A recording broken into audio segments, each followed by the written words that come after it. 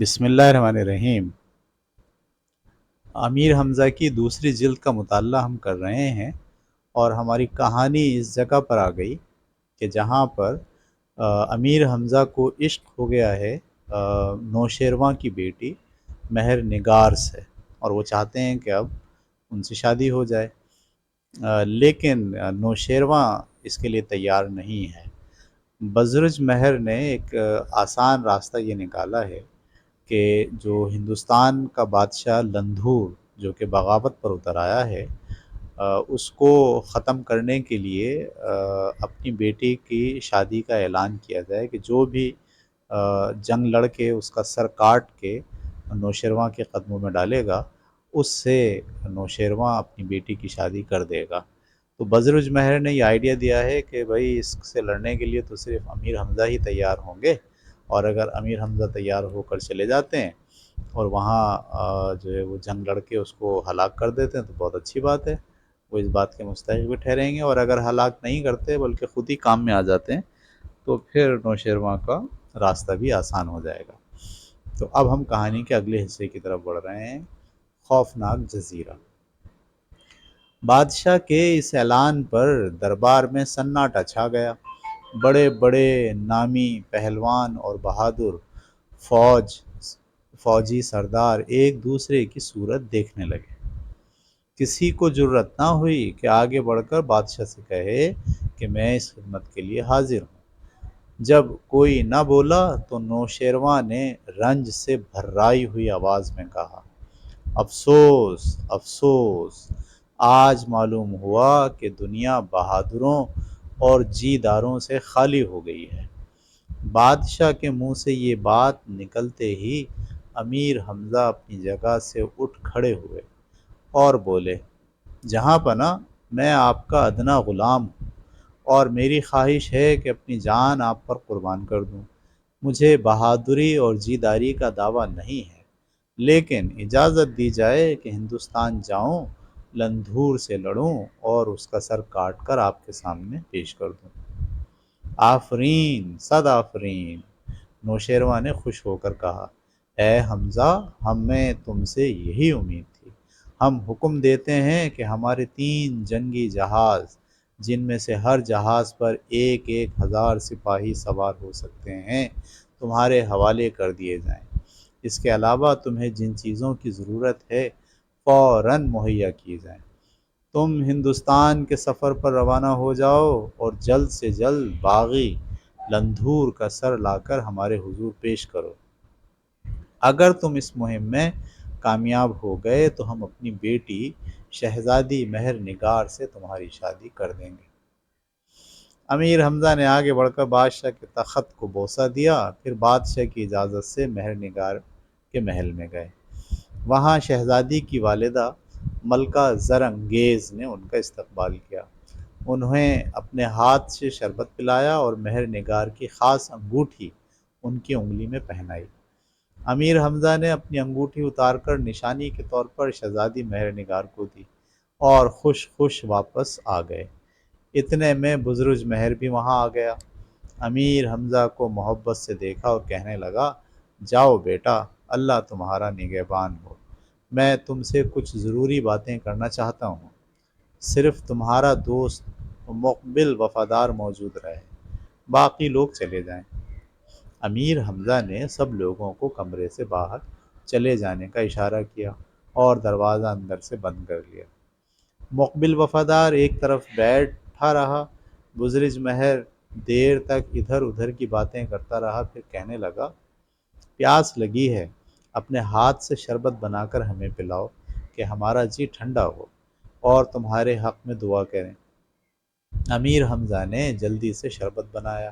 بزرج مہر نے اپنی جیب میں ہاتھ ڈالا اور ایک چھوٹی سی سنہری رنگ کی ڈبیا نکالی۔ اس ڈبیا میں سرخ رنگ کا کوئی مسالہ سا تھا۔ اس نے چپکی سے چٹکی بھر مسالہ امیر حمزہ کے شربت میں ملا دیا۔ مقبل وفادار نے یہ دیکھ کر کچھ کہنا چاہا، مگر بزرج مہر نے اسے چپ رہنے کا اشارہ کیا۔ امیر حمزہ نے شربت پی لیا اور پیتے ہی انہیں زور کی چھینک آئی، پھر وہ بے ہوش ہو گئے۔ بزرج مہر ہنسے اور مقبل سے کہا، آؤ انہیں اٹھا کر پلنگ پر لٹا دیں۔ لیکن یہ آپ نے کیا کیا؟ مقبل نے حیرت سے پوچھا۔ اب دیکھتے جاؤ کہ میں کیا کرتا ہوں، بزرگ مہر نے کہا اور امیر حمزہ کے کرتے کا گریبان کھول دیا۔ پھر اپنی جیب سے ایک تیز دھار کا چمکدار خنجر نکالا۔ مقبل یہ خنجر دیکھ کر خوف زدہ ہو گیا۔ کیا آپ پاگل ہو گئے ہیں؟ حمزہ کو قتل کرنا چاہتے ہیں؟ اس نے کہا۔ بزرگ مہر مسکرایا اور کہنے لگا، بیٹا مقبل، میں پاگل نہیں ہوا بلکہ حمزہ کی زندگی بچانے کا سامان کر رہا ہوں۔ میں نے نجوم کے ذریعے معلوم کیا ہے کہ ہندوستان کا سفر تم لوگوں کے لیے بے شمار خطرے اور حادثے لے کر آئے گا، لیکن تم لوگ خدا کے فضل و کرم سے محفوظ رہو گے، مگر ایک دشمن شخص امیر حمزہ کو زہر دینے میں کامیاب ہو جائے گا، اور میں اسی زہر کا توڑ حمزہ کے جسم میں داخل کرنا چاہتا ہوں تاکہ زہر کچھ اثر نہ کرے۔ یہ کہہ کر انہوں نے کبوتر کے انڈے کے برابر ایک موتی نکالا اور مقبل کو دکھایا۔ اسے شاہ مہرہ کہتے ہیں، دنیا بھر میں اس کے ساتھ کا کوئی مہرہ نہیں ہے، کتنا ہی خطرناک زہر ہو یہ اسے چند لمحوں میں چوس لیتا ہے۔ میں اسی مہرے کو حمزہ کے سینے میں رکھنا چاہتا ہوں۔ یہ کہہ کر انہوں نے امیر حمزہ کے کھلے ہوئے سینے پر کسی روغن کی مالش کی، پھر خنجر سے ایک گہرا شگاف دیا۔ مقبل یہ دیکھ کر حیران ہوا کہ خون کا ایک قطرہ بھی حمزہ کے سینے سے نہیں نکلا۔ بزرگ مہر نے شاہ مہرہ اس شگاف میں رکھا، اس کے بعد حضرت داؤد علیہ السلام کا بنایا ہوا مرہم نکال کر زخم پر لگایا۔ دیکھتے ہی دیکھتے سینے پر زخم کا نشان بھی نہ رہا۔ خبردار، جب تک عمر و عیار تمہارے منہ پر 3 تماچے نہ مارے، اس شاہ مہرے کا راز کسی سے نہ کہنا، ورنہ اس کی تاثیر جاتی رہے گی۔ بزرگ مہر نے مقبل کو سمجھایا اور مقبل نے اقرار کیا کہ جب تک عمروں کے 3 تماچے نہ کھائے گا کسی سے اس کا ذکر نہ کرے گا۔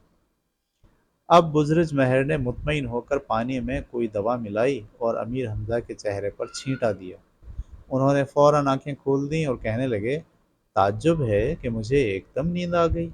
اچھا، اب سفر کی تیاری کرتے ہیں۔ بزرگ مہر رخصت ہوا۔ امیر حمزہ نے اپنے تمام ساتھیوں اور فوجی افسروں کو بلا کر حکم دیا کہ سب ہتھیار اور کھانے پینے کی چیزیں جہازوں پر لاد دی جائیں۔ یہ پانی کے جہاز ہیں۔ ہم بہت جلد ہندوستان کی جانب روانہ ہو جائیں گے۔ سب لوگ اپنے اپنے کام میں لگ گئے، لیکن عمرو اپنی جگہ سے نہ ہلا۔ امیر حمزہ نے کہا، کیا بات ہے، طبیعت تو ٹھیک ہے تیری؟ جناب اپنی فکر کیجئے، میری طبیعت ہمیشہ ٹھیک ہی رہتی ہے۔ خوب خوب، اچھا تو آپ بھی چلنے کی تیاری کیجئے، وقت بہت تھوڑا رہ گیا ہے۔ امیر حمزہ نے مسکرا کر کہا، آپ جائیے ہندوستان، میں اپنے وطن جاتا ہوں۔ مجھے ضرورت نہیں کہ آپ کے ساتھ دھکے کھاتا پھروں، اور سچ بات تو یہ ہے کہ میں 4 چیزوں سے بہت ڈرتا ہوں، جنات سے، جادو، سمندر اور اژدہا سے۔ ان سے میری جان نکلتی ہے۔ امیر حمزہ یہ سن کر بہت ہنسے اور کہنے لگے، تم تو خود جن ہو، جادو تم پر کیا اثر کر سکتا ہے؟ اب رہا سمندر، تو اس سے ڈرنے کی کیا ضرورت؟ کوئی تیر کر تو جانا ہے نہیں، جہاز میں سیر کرتے ہوئے چلیں گے۔ باقی رہا اژدہا، تو اس کی فکر نہ کرو، اگر کہیں مل گیا تو میں اسے مار ڈالوں گا۔ جی نہیں، میں ان چکنی چپڑی باتوں میں آنے والا نہیں ہوں، عمروں نے جواب دیا۔ میں کسی قیمت پر بھی آپ کے ساتھ نہ جاؤں گا۔ ہاں، خشکی خشکی چلیے تو خادم چلنے کے لیے تیار ہے۔ امیر حمزہ دیر تک عمروں کو سمجھاتے رہے، مگر وہ کسی طرح نہ مانا۔ آخر انہوں نے دل میں کہا کہ اسے دھوکے سے لے چلنا چاہیے، یوں نہیں مانے گا۔ انہوں نے جھوٹ موٹ آنسو بہاتے ہوئے کہا، اچھا بھائی عمرو، تم مکے چلے جاؤ، میں تمہیں اپنے ساتھ جانے پر مجبور نہیں کرتا، لیکن میرا ایک کام تو کرو گے؟ ہاں ہاں فرمائیے، میرے بس میں ہوا تو ضرور کروں گا، عمرو نے کہا۔ میں کچھ تحفے اپنے ابا جان اور دوسرے لوگوں کے لیے بھیجنا چاہتا ہوں۔ اس کے علاوہ ابا جان کے نام ایک خط بھی لکھ کر تمہیں دوں گا۔ یہ تحفے اور خط ان تک حفاظت سے پہنچا دینا۔ بہت اچھا، وعدہ رہا کہ یہ کام کروں گا، عمروں نے کہا۔ اب مجھے اجازت دیجیے کہ میں اپنے سفر کی تیاری کروں اور آپ اپنے سفر کی تیاری میں مصروف ہوں۔ اگلے روز صبح سویرے جہازوں کے ملاحوں اور ان کے افسروں نے امیر حمزہ کو خبر دی کہ سب سامان اور سپاہی جہازوں پر سوار ہو چکے ہیں۔ امیر حمزہ بھی اپنے دوستوں کو لے کر ساحل پر پہنچے۔ کیا دیکھتے ہیں کہ 3 بڑے بڑے جہاز سمندر میں لنگر انداز ہیں کھڑے ہوئے ہیں اور ان کے بادبان ہوا میں پھڑ پھڑا رہے ہیں۔ یہ جہاز 3 منزل اونچے تھے اور ان کے عرشوں پر چلتے پھرتے ملاح اور سپاہی ننھے ننھے بونے دکھائی دیتے تھے۔ امیر حمزہ اپنے جہاز پر پہنچ گئے۔ وہاں سے ایک آدمی کو کشتی میں بٹھا کر ساحل پر بھیجا کہ عمروں سے کہے کہ امیر حمزہ کا خط اور تحفے آ کر لے جائے۔ پہلے تو عمروں نے یہ بات نہ مانی، مگر بعد میں جب اس شخص نے کئی ہزار اشرفیوں کا لالچ دیا تو مان گیا اور کشتی میں بیٹھ کر اس جہاز میں چلا آیا جس میں امیر حمزہ سوار تھے۔ عمروں آیا تو امیر حمزہ نے ڈھیر سارے تحفے اس کے سپرد کیے، پھر خواجہ عبد المطلب کے نام لکھا ہوا ایک خط دیا۔ عمروں جب یہ چیزیں سنبھال کر واپس جانے کے لیے اٹھا تو امیر حمزہ کہنے لگے، جاتے جاتے گلے تو مل جاؤ، کیا خبر ہماری تمہاری ملاقات دوبارہ ہو کہ نہ ہو۔ یہ باتیں سن کر عمروں کا جی بھر آیا، جھٹ امیر حمزہ سے چمٹ گیا اور آنسو بہانے لگا۔ امیر حمزہ نے جب اسے اچھی طرح قابو میں کر لیا تو چلا کر جہاز کے ملاحوں کو حکم دیا کہ فوراً لنگر اٹھاؤ، یعنی جو اینکر ہوتا ہے جس سے جہاز رکا ہوا ہوتا ہے اس کو اٹھا دو۔ روانگی کے گولے دھما دھم چھوٹے، جہازوں کے لنگر اٹھائے گئے، بادبان کھول دیے گئے اور تینوں جہاز آہستہ آہستہ ساحل سے دور ہٹنے لگے۔ عمروں نے آزاد ہونے کے لیے ایڑی چوٹی تک کا زور لگا دیا، مگر امیر حمزہ کے فولادی بازوؤں سے نکلنا محال تھا۔ وہ زخمی پرندے کی طرح پڑ پڑا کر رہ گیا اور غصے میں امیر حمزہ کو جو جی میں آیا بکا۔ امیر حمزہ نے جب اندازہ کیا کہ جہاز ساحل سے خاصی دور گہرے سمندر میں آ گئے ہیں تب انہوں نے عمروں کو چھوڑا۔ وہ چھٹتے ہی جہاز میں اس سرے سے اس سرے تک دوڑ لگانے لگا۔ ملاحوں نے ان تینوں جہازوں کو لوہے کی بڑی بڑی زنجیروں کے ذریعے آپس میں باندھ دیا تھا تاکہ طوفان آئے تو جہاز ایک دوسرے سے دور نہ ہو جائیں۔ ان زنجیروں کے ساتھ ساتھ ایک جہاز سے دوسرے جہاز میں جانے کے لیے رسیوں کے پل بھی باندھ دیے گئے تھے۔ عمروں ان پلوں پر اچھلتا کودتا ایک جہاز سے دوسرے اور دوسرے سے تیسرے میں گیا، لیکن زمین بہت دور تھی۔ آخر مایوس ہو کر اسی جہاز میں لوٹ آیا جس میں امیر حمزہ سوار تھے۔ کچھ دور جا کر سمندر کے بیچوں بیچ خشکی کا ایک چھوٹا سا ٹکڑا نظر آیا، کوئی 20 گز لمبا اور 7-8 گز چوڑا۔ عمروں اس ٹاپو کو دیکھ کر خوش ہوا، دل میں کہنے لگا چھلانگ لگا کر خشکی پر پہنچوں اور وہیں بیٹھ رہوں، یہاں تک کہ مچھیروں کی کشتیاں تو آتی ہوں گی، انہی کے ساتھ واپس ساحل پر چلا جاؤں گا۔ یہ سوچ کر چھلانگ لگائی اور ٹاپو پر پہنچ گیا، لیکن جوں ہی اس کے قدم اس پر جمے ٹاپو نے جنبش کی اور اس کا آدھا حصہ پانی میں غائب ہو گیا۔ عمروں دہشت سے چلایا اور مدد مدد پکارنے لگا۔ اس نے جسے خشکی کا ٹکڑا سمجھا تھا وہ اصل میں بہت بڑی ویل مچھلی تھی جو سانس لینے کے لیے سمندر کی سطح پر آ گئی تھی۔ اب جو اس نے غوطہ لگایا تو عمروں کے ہوش اڑے اور بے اختیار امیر حمزہ کو آواز دی کہ خدا کے لیے مجھے بچاؤ۔ امیر حمزہ نے عمروں کی آواز سن لی اور جلدی سے عرشے پر آئے اور دیکھا کہ عمروں پانی کے اندر غوطے کھا رہا ہے۔ قہقہا مار کر ہنسے اور ملاحوں کو حکم دیا کہ اسے بچاؤ، خبردار ڈوبنے نہ پائے۔ ملاح پلک جھپکنے میں عمروں کو پانی سے نکال لائے۔ عمروں نے گیلے کپڑے اتار کر دوسرے کپڑے پہنے اور جہاز کے ایک کونے میں دبک کر بیٹھ گیا۔ داناؤں نے سچ کہا ہے کہ مصیبت میں پھنسنے کے بعد ہی عافیت کی قدر ہوتی ہے۔ امیر حمزہ کے جہاز 1 مہینے تک سمندر کی لہروں پر سفر کرتے رہے۔ ہر طرف پانی ہی پانی تھا اور خشکی کا کہیں پتہ نہ تھا۔ آخر ایک دن دور سرمئی رنگ کی ایک لکیر سی نظر آئی۔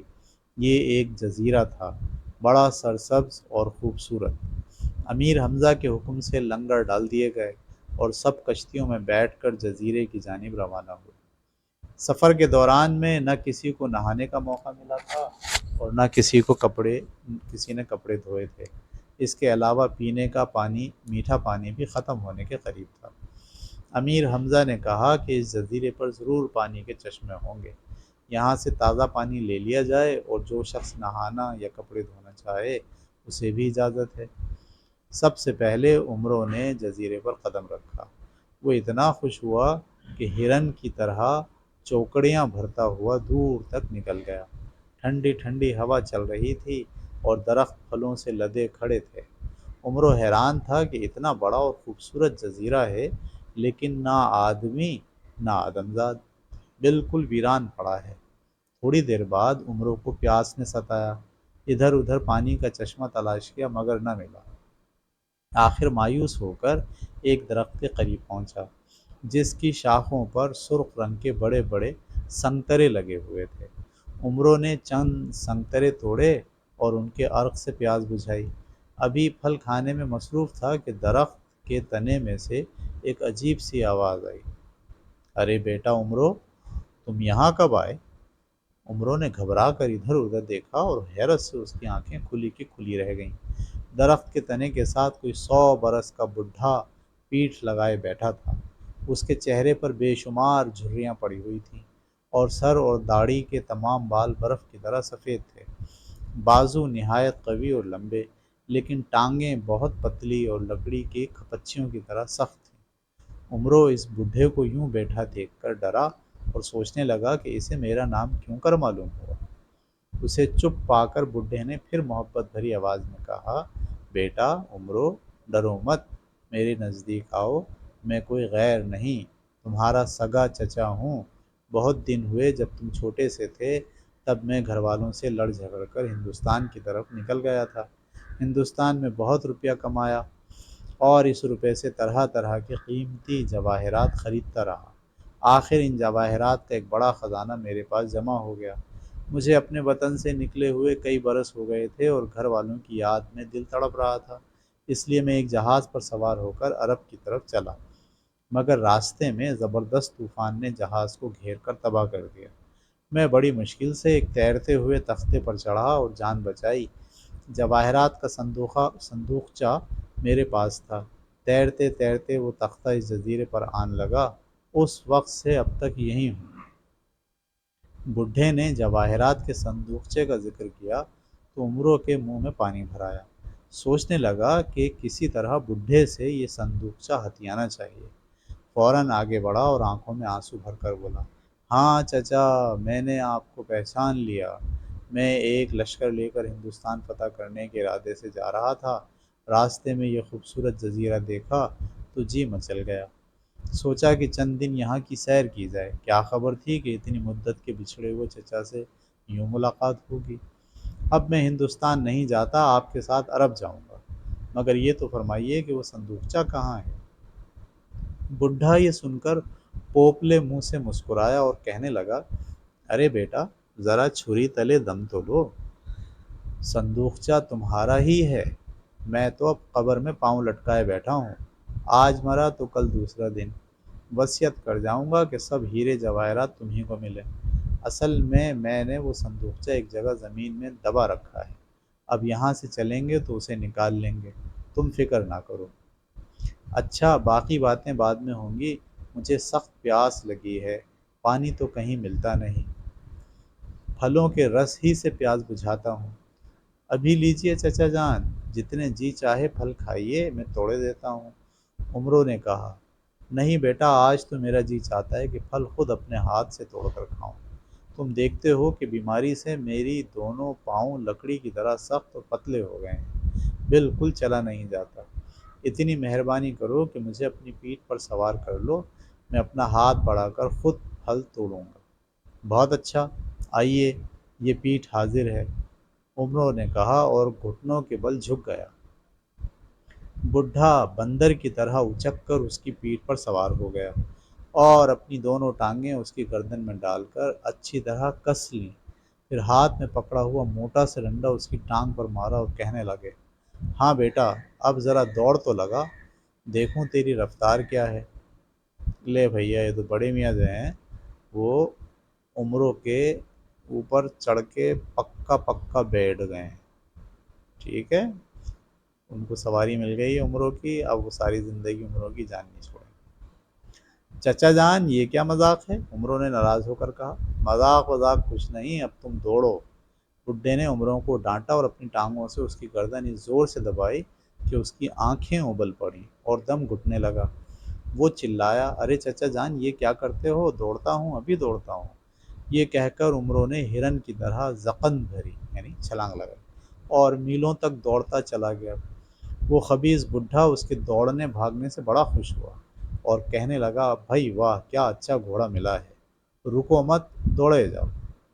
चंद लम्हे बाद उमरों ने कहा, चचा जान मैं थक गया हूँ, मेहरबानी होगी अगर आप मेरी पीठ पर से उतर आएं। हा हा हा हा, बुड्ढे ने ऐसा खौफनाक कहका लगाया कि उमरों का खून खुश्क हो गया। क्या कहा तूने, तेरी पीठ पर से उतर आऊं? नामुमकिन, बिल्कुल नामुमकिन। जब तक तेरे जिस्म में जान है और तू दौड़ने के काबिल है, मैं तेरी पीठ से हरगिज़ नहीं उतरूंगा। अब तो उमरों की सिट्टी गुम हो गई। दिल में सोचने लगा कि खुदा जाने ये खबीस कौन है, पूछना तो चाहिए। चचा जान सच सच बताइए कि आप कौन हैं। इस जजीरे की बदरू हैं हम, बुड्ढे ने कहका लगाया। मुझ जैसी बदरू हैं यहाँ हज़ार, बल्कि लाखों की तादाद में हैं। हम सब शैतान की औलाद में से हैं। ज़्यादा बक बक ना कर और दौड़ लगा। ये कहकर बुड्ढे ने डंडा उमरों की टांगों पर मारा और गर्दन दबाई। उमरों फिर भाग उठा, दौड़ते दौड़ते फिर साहिल की तरफ गया। उसका ख्याल था कि अमीर हमजा या मुग़ल वफ़ादार से उस बुड्ढे को हलाक करवाऊं, लेकिन वहां पहुंचकर क्या देखता है कि देसी ही शक्ल व सूरत के हज़ारहा बुड्ढे जहाज़ के मल्लाहों और सिपाहियों की गर्दन पर सवार हैं और उनको खूब दौड़ा रहे हैं। सबसे बुरी हालत आदि पहलवान की थी। मोटा ताज़ा होने के बायस उससे दौड़ा न जाता था। चंद कदम भागता और रुक कर हाँफने लगता। इस पर उसका सवार नाराज़ होकर बेतहाशा डंडे बरसाता। अमीर हमजा ने उमरों को देखा तो हंसे और कहने लगे, उमरों, इन बलाओं से छुटकारा पाने की कोई तदबीर कर, वरना हम दौड़ते दौड़ते मर जाएंगे। तरकीब तुम खुद करो, मुझे तो इस भाग दौड़ में मज़ा आ रहा है, उमरों ने जवाब दिया और इतना तेज़ दौड़ा कि सबसे आगे निकल गया। उमरों का ये जवाब सुनकर बुढ़ा खुश हुआ और कहने लगा, शाबाश मेरे घोड़े, तूने उसको अच्छा जवाब दिया। उमरों का जहन इस बला से रिहाई पाने की तदबीरें सोच रहा था, लेकिन इसके लिए ज़रूरी था कि बुड्ढों को बातों में बहलाया जाए। वो भागते भागते रुका और बड़ी सुरीली आवाज़ में गाने लगा। गाना सुनकर बुढ़ा और खुश हुआ और कहने लगा, आहा, मेरा घोड़ा तो गाता भी है, अब तो किसी कीमत पर उसे ना छोड़ूंगा। चचा जान मुझे भी तुमसे मोहब्बत हो गई है, उमरों ने कहा और फिर दौड़ने लगा। एक पहाड़ के करीब से गुजरते हुए उसने देखा कि जंगली अंगूरों की बेलें फलों से लदी हुई हैं और अंगूरों से रस टपक टपक कर एक बड़े से पत्थर के प्याले में गिर रहा है। उमरों ने इस प्याले से मुंह लगाकर चंद घूंट पिए और हवा की तरह कई मील तक दौड़ता चला गया। बुढ़ा खबीस खुश होकर कहने लगा, ऐसा मालूम होता है कि इस अर्क ने तुम्हारे अंदर कुव्वत भर दी है। हाँ चचा, क्या कहने हैं इस अर्क के? जवाब नहीं, अब मैं बरसों तक रुके बगैर दौड़ सकता हूँ। मगर एक बात कहता हूँ, तुम अंगूरों का ये रस किसी चीज़ में भरकर मैदान में रख दो। जब मैं दौड़ते दौड़ते थक जाऊँ तो थोड़ा सा रस मेरे हलक में टपका देना, मैं फिर तेज़ हो जाऊँगा। मगर तुम हरगिज़ न पीना। बुढ़ा मान गया। उसने अंगूरों का रस निकाला और एक बड़े से कद्दू को खोखला करके उसमें भरकर मैदान में रख दिया। रस दिन भर धूप में पड़ा पड़ा जहर हो गया। शाम को उमरों बुढ़े को लेकर वापस आया तो उसने कद्दू उठाकर रस पीना चाहा, मगर बुढ़े ने कद्दू उसके हाथ से छीन लिया। उसने अपने दिल में कहा कि ये खुद तो मज़े से पीता है और मुझे मना करता है, ज़रूर इसमें कोई ख़ास बात है। ये सोचकर उसने उससे पीना शुरू किया। उमरों जितना मना करता उतना ही वो और पीता। कुछ देर बाद जहर उसकी रग रग में फैल गया और वो बेजान होकर उमरों की पीठ से ज़मीन पर गिर पड़ा। उमरों उसी वक्त अपने साथियों की जानिब दौड़ा। वो बेचारे अभी तक इन बलाओं से निजात ना पा सके थे और दौड़ते दौड़ते पागल हो रहे थे। उमरों को आज़ाद पाया तो सब के सब खुशामद करने लगे कि हमें भी इन भूतों से छुटकारा दिलाओ। عمروں نے کہا یہ کام محنت کا ہے اور میں مفت میں کیوں کروں، بولو مجھے کیا دو گے؟ سب نے اقرار کیا کہ ہر شخص 100 اشرفیاں دے گا۔ تب عمروں نے اپنا خنجر نکالا اور ایک ایک کر کے تمام بڈھوں کے سر کاٹ ڈالے۔ اس کے بعد وہ سب جہازوں پر سوار ہو کر ہندوستان روانہ ہو گئے۔ اس کے بعد کیا ہوا، یہ جاننے کے لیے اس دلچسپ داستان کا تیسرا حصہ نوشیروان کی بیٹی ضرور پڑھی ہے۔ ٹھیک ہے، تو ہماری دو کتابیں داستان امیر حمزہ کی ختم ہو گئی ہیں۔ دو کتابوں میں سے، دو جلدوں میں سے ہم نے تقریباً یہ 10 حصے اس کے اور 10 حصے اس کتاب کے پڑھے، اور اب ہم اس کا تیسرا حصہ اگلی نشست سے شروع کریں گے، جس کا نام ہے نوشیروان کی بیٹی۔ جب تک کے لیے اجازت دیجیے، اللہ حافظ۔